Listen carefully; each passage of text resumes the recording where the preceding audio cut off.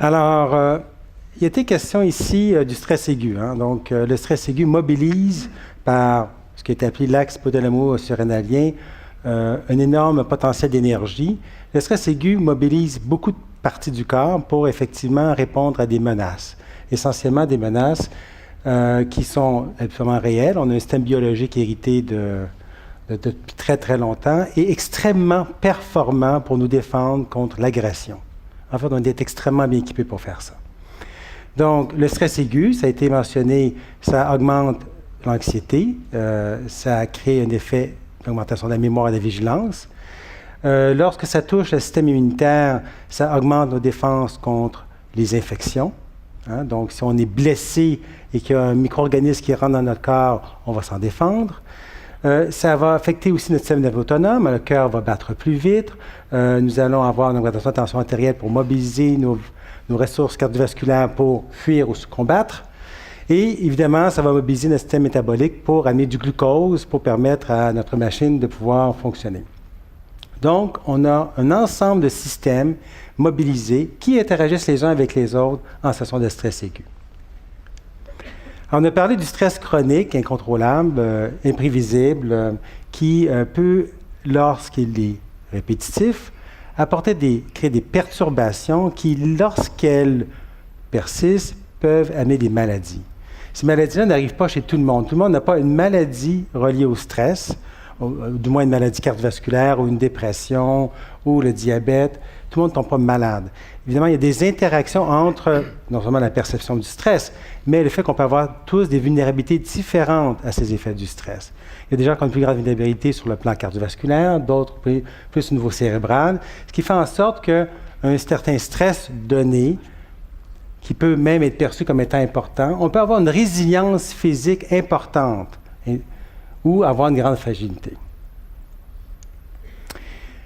Ce qui a été dit tout à l'heure aussi, c'est que lorsqu'on mobilise cet axe hypothalamo-surrénalien, qui est l'axe principal qui a été décrit par Sellier pour documenter l'effet du stress, ça a des effets en cascade. C'est un peu la même diapositive où ce système-là a donc des répercussions à la fois sur le cerveau émotionnel, sur le système immunitaire, sur le système nerveux autonome et sur le système métabolique. Une autre chose qui, je pense, est importante pour bien planter le sujet de la conférence, c'est le fait que pour beaucoup de monde et pour beaucoup de chercheurs, un stress chronique sur le cerveau émotionnel peut entraîner la dépression. C'est presque des équivalents en quelque sorte. La dépression, c'est le prototype d'une maladie du cerveau émotionnel reliée au stress chronique. En fait, lorsqu'on soumet un animal à un stress chronique incontrôlable, c'est un modèle expérimental de dépression. Et on sait que des stress, surtout des stress infantiles importants dans l'enfance, peuvent augmenter le risque de dépression chez l'âge adulte. Donc, le stress a des effets importants. L'autre chose qu'on doit aussi retenir, c'est que les perturbations biologiques qu'on trouve dans la dépression ressemblent beaucoup aux perturbations biologiques qu'on trouve dans le stress chronique. Donc ici, la diapositive essaie de faire cette démonstration. Lorsqu'on est en dépression, il y a des perturbations du système immunitaire, des perturbations du système nerveux autonome, des perturbations du système métabolique. Donc, chez les patients déprimés, on trouve davantage de maladies cardiaques, davantage de maladies inflammatoires, davantage d'hypertension, davantage d'obésité et de diabète. Je vais parler un peu plus longuement des mécanismes reliés à la réponse inflammatoire. C'est vraiment très chaud en ce moment pour utiliser un euphémisme. C'est une composante transversale dans beaucoup de maladies contemporaines. Donc, je l'ai mentionné, un stress chronique contrôlable a des effets sur le système immunitaire. C'est comme si le système immunitaire, qui est là pour nous défendre contre l'agression, avait été comme surstimulé et toujours en situation de défense continuelle. Évidemment, on n'a pas souvent des infections dans notre société contemporaine.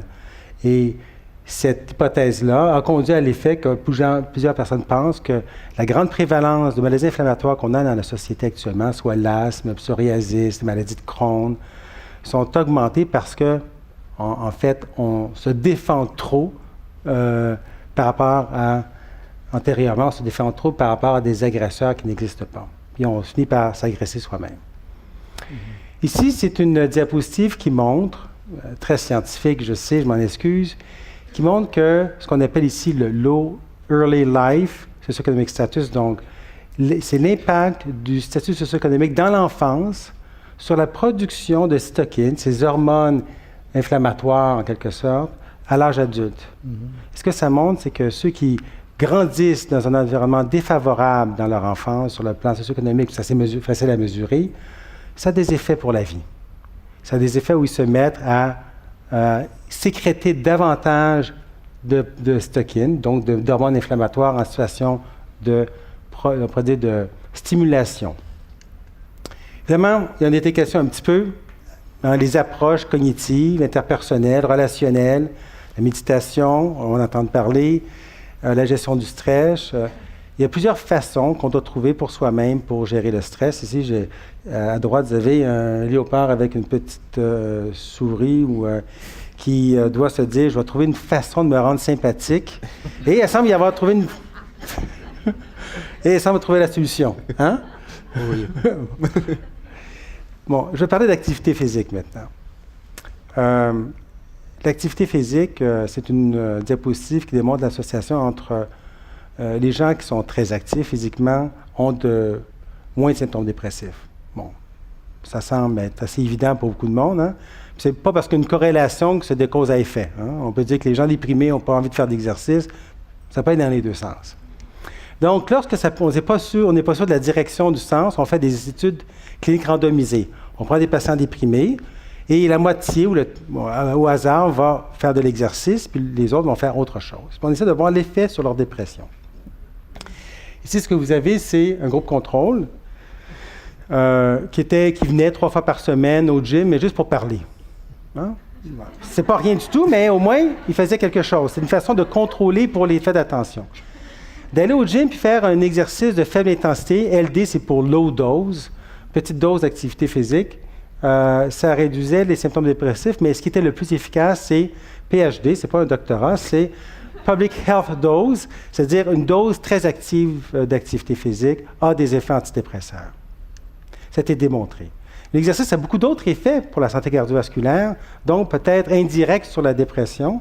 Pour l'expliquer, évidemment, ça a des effets sur l'inflammation. Lorsqu'on fait de l'exercice physique, ça réduit les marqueurs inflammatoires. On en a parlé, c'est pas très bon pour la dépression, pour le système cardiovasculaire. Ça a des effets sur la régulation de l'insuline, sur le diabète. Hein, c'est un des meilleurs traitements pour le diabète, pour l'hypertension, pour l'obésité. Ça ralentit le vieillissement, hein, ça augmente la quantité d'hormones dans le cerveau pour stimuler la croissance du cerveau.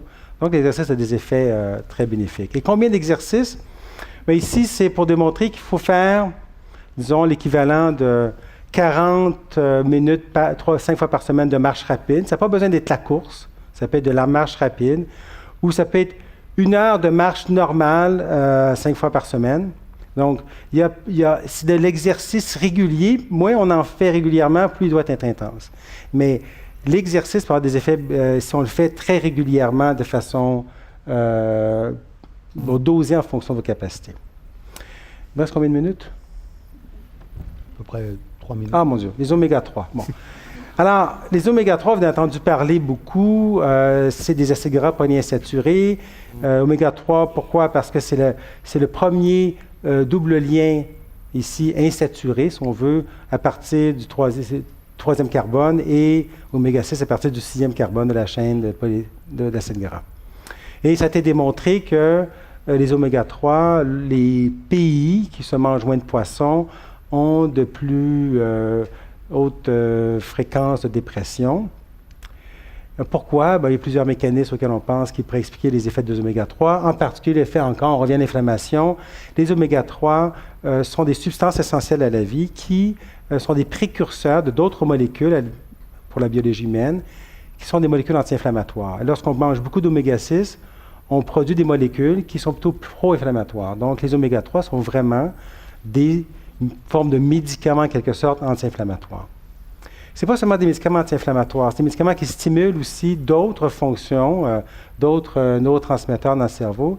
Ici, on a ce qu'on appelle le Brain Derived Neurotrophic Factor. C'est un facteur, on pourrait dire, de stimulation de la croissance cérébrale. Hein, on pensait que le cerveau, ça s'arrêtait de croître à 25 ans. Non. Il n'y a pas de nouvelles cellules cérébrales, mais les connexions entre le cerveau continuent d'être très dynamiques. Et il y a des façons d'essayer de d'augmenter ce dynamisme des connexions. Et il y a un facteur qui stimule cette croissance-là, c'est le BDNF. Et les oméga-3 ont des effets qui augmentent la sécrétion BDNF.